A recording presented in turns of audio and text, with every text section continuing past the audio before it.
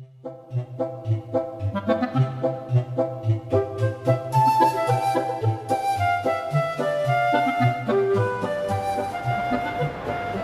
year, the gardening world saw the sad loss of Peter Seabrook. He was known worldwide over for his efforts and expertise in gardening. I was fortunate enough to be met by Neil Gow, who kindly walked us through this tremendous display which highlights his career.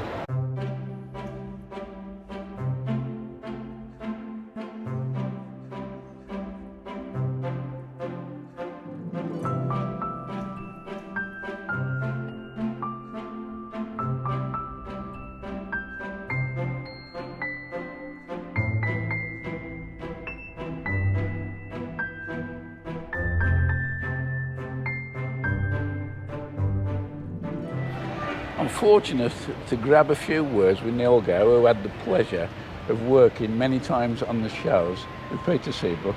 And I'm amazed, you've just quickly told me, but describe to the viewers the history behind this actual display. Well, the rose border that we've got here is a replica of the rose border that Peter built at Gardener's World last year, which of course was in August, not in June, as it has been this year. And that was outside, and Peter's concept was that it was so successful with the Verbena Margaret's memory, which was named after his wife Margaret, who died of Alzheimer's just a few months before Peter.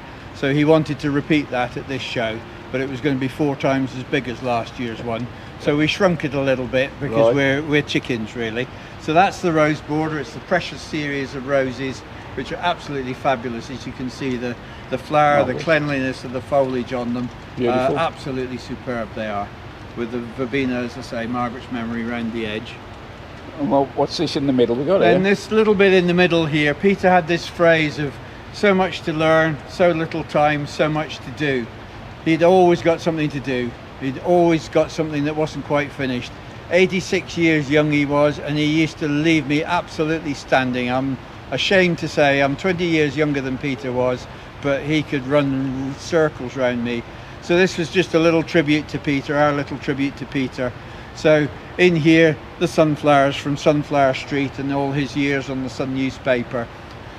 To last year at Chelsea, we did the pop-ins with the school children and the Duke of Edinburgh display. So there was a project that we did last year. The teapots were at Chelsea about 4 years ago, and there's Peter just looking at us and keeping his eye on us. I notice there's a pair of Wellingtons there. Yeah, those are Peter's Wellingtons. Actual Wellingtons? Those are his actual Wellingtons that we got from his house. We have his tie, we have his spade, we have his shooting stick, we have his overalls. Fantastic. And then the commemorative bench that has been done, which is going to go to RHS Hyde Hall, which was the RHS garden just close to where Peter lived down in Chelmsford, where Floral Fantasia was created. And of course Peter was on the television a lot during the 70s. He started with the Pebble Mill at lunchtime programme. You're not old enough to remember it, but I am, which was a gardening programme on a Friday lunchtime. He then went on and became one of the lead presenters on the Gardener's World programme, which is when that picture over there was taken during the 70s and into the early 80s.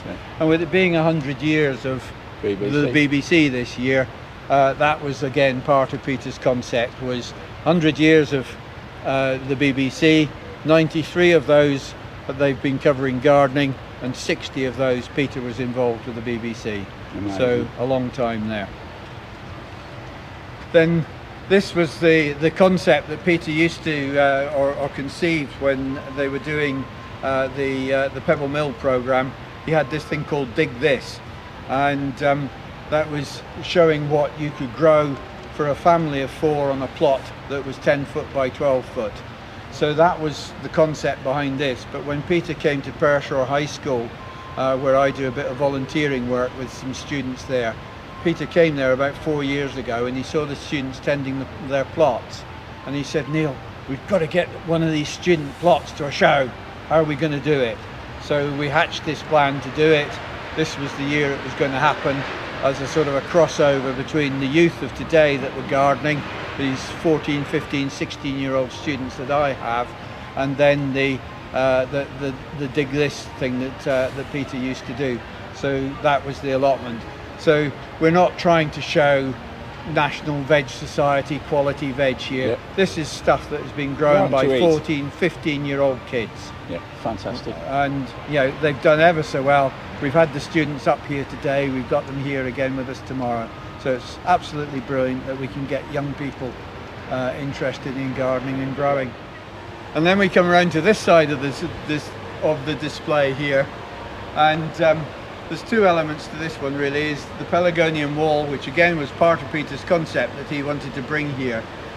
The Pelargonium, the continental geranium, as the older ones amongst us know, absolutely fabulous when you see it out on the continent in Switzerland, in Austria, and places like that.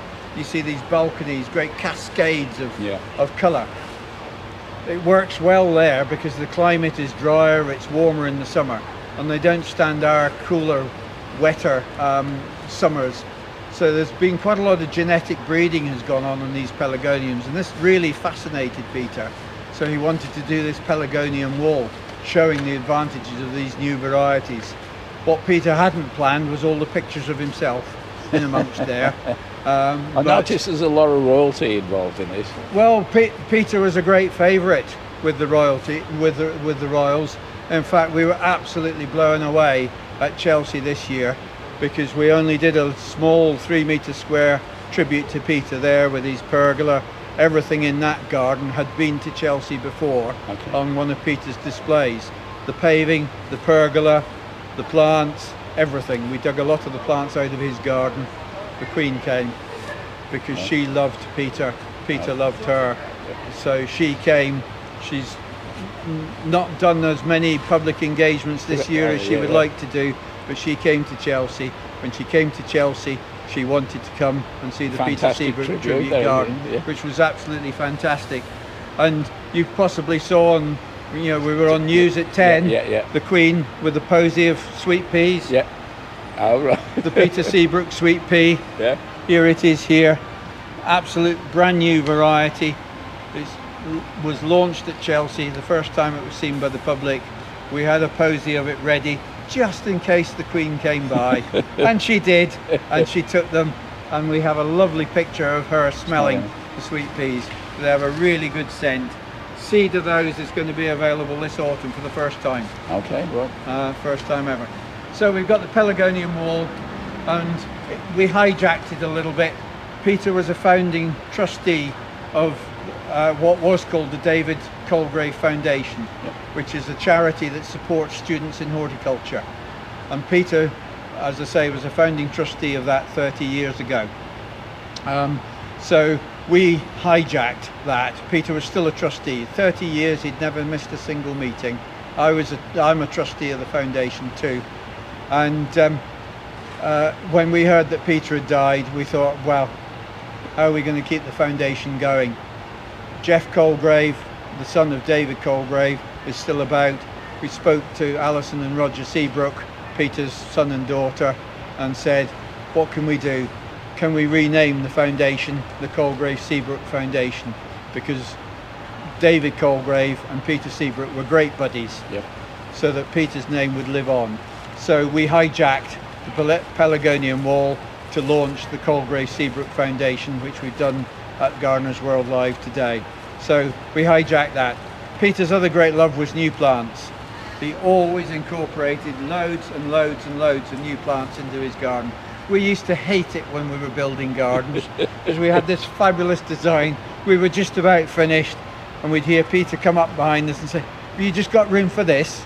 And it was completely the wrong colour. It was the wrong shape, but it didn't matter. It had to go in because it was a new plant. So Peter said to me, it was on the Monday, he died on the Friday. He said to me on the Monday, Neil, we're missing one bit for Gardener's World. We haven't got a garden with the new plants in. So we're going to do a garden full of new plants. Yes, Peter. Have you cleared it with the organisers? Yes, they agreed today. We're doing it, Neil. Right, Peter? So unfortunately when Peter died, I thought, how are we going to do this, knowing all of the other stuff? The people here at BBC Gardener's World have been fantastic. Within a week of Peter dying, they'd been on the phone to me and said, how can we help you make it happen? So that's why we're here.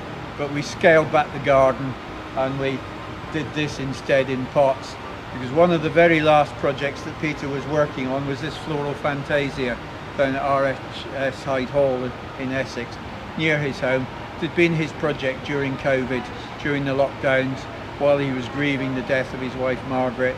He channeled his energies into Floral Fantasia, which really was a trial ground in essence. But it was a trial ground not belonging to one of the seed companies. Yeah. It belonged to the industry. So everybody in the industry was involved. And the difference with it being a trial ground, most trial grounds the public can't go into. Yeah. Floral Fantasia, Peter wanted the public to see it. So these are all new varieties of plants.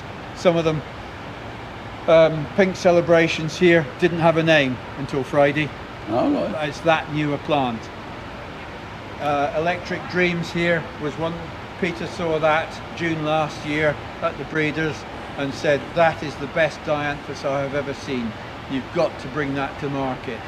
So that's got a double meaning for us really. Right. It's a super plant, but it's one of Peter's last sort of selections, if you like. So the growers have been fantastic in supporting us and Floral Fantasia with this. And I would urge any of you to go and have a look at Floral Fantasia. It really is good. It's worth the drive down to Essex. Even though Peter was into his 80s, I used to listen to his weekly podcast. His podcasts were brilliant, and weren't he they? was still travelling around to the different breeders over in Holland and stuff Yeah. like that, and Yeah. he was a marvellous man. And I'm sure, looking down now, he'd be smiling on this, thinking, you've done a good job. Well, Thanks very much for I your hope time. you I will. do appreciate it. Well, thank you very much indeed. Thank you.